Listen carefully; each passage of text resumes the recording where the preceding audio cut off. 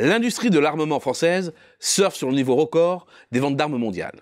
En toile de fond, il y a la montée de la conflictualité dans le monde, qu'elle soit étatique, c'est-à-dire issue d'un affrontement entre deux États ou entre un État et un groupe rebelle, ce que la plupart des gens appellent guerre, qu'elle soit non étatique, comme les conflits interethniques ou intercartels, ou bien encore qualifiée de violence unilatérale qui fait référence à l'utilisation de la force armée contre des civils de la part d'un État ou d'un groupe armé. Après être descendu à 81 en 2010, le nombre de conflits a plus que doublé depuis et dépasse les 160 depuis 2017.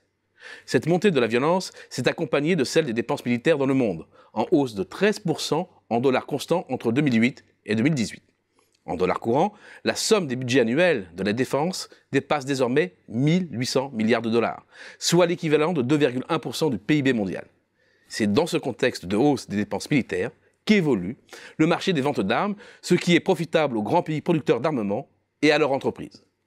Résultat, l'activité des 100 plus grandes entreprises du secteur a atteint 420 milliards de dollars en 2018, en hausse de 4,6% sur 2017 en dollars constants et de 47% depuis 2002. Mais encore, le chiffre réel est bien plus élevé, car les entreprises chinoises, faute de données fiables, sont exclues de l'analyse. Or, la Chine, c'est un budget de défense en hausse constante.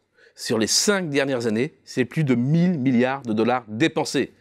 C'est certes 3 fois moins que les États-Unis, mais 3 fois plus que les plus proches poursuivants, dont la France en 5e position. Or, s'il y a 10 ans, l'Empire du Milieu dépendait encore largement des importations russes et ukrainiennes pour son armement, ce n'est plus qu'à aujourd'hui, comme le montre le lancement en décembre 2019 de son premier porte-avions 100% made in China. Si les chiffres relatifs aux ventes d'armes des entreprises chinoises restent difficiles d'accès, les estimations de l'Institut de recherche sur la paix internationale de Stockholm, le CIPRI, placent la Chine en 2e place, loin derrière les États-Unis, mais loin devant la Russie et le Royaume-Uni, qui sont au coude à coude. La France, avec plus de 20 milliards de dollars de ventes, se retrouve comme le 5e plus grand producteur d'armes au monde. Cette hiérarchie, c'est aussi celle de la force des marchés intérieurs, de la volonté d'autonomie en matière d'armement et des différentes puissances militaires. Les données sur le commerce extérieur donnent une autre information, celle de la place prise par ces pays dans le commerce mondial d'armement, et les positions bougent. Si les États-Unis restent numéro 1, ils partagent le leadership avec la Russie. Ce duo, c'est plus de la moitié des exportations mondiales d'armes. En 3e position, la France, avec 7% de part de marché devant l'Allemagne et la Chine, dont l'essentiel de la production d'armes est en fait destiné à l'armée populaire. Cette place de numéro 3 de la France repose principalement sur 6 groupes. Thales, Naval Group, Safran, Dassault Aviation, le CEA et Nexter, groupe industriel d'armement terrestre, fabricant du char Leclerc notamment. Liste à laquelle il faut ajouter Airbus, 7e fabricant d'armes mondiales, et MBDA, groupe européen figurant parmi les principaux fabricants de missiles mondiaux, dont Airbus et BAE sont actionnaires principaux. Cette force de frappe permet à la France de s'imposer sur tous les continents, avec un centre de gravité qui penche néanmoins nettement vers le Proche et Moyen-Orient, malgré un recentrage récent vers les pays européens. La place de l'Inde s'explique grâce aux premières livraisons du contrat des 36 avions Rafale passés en 2016.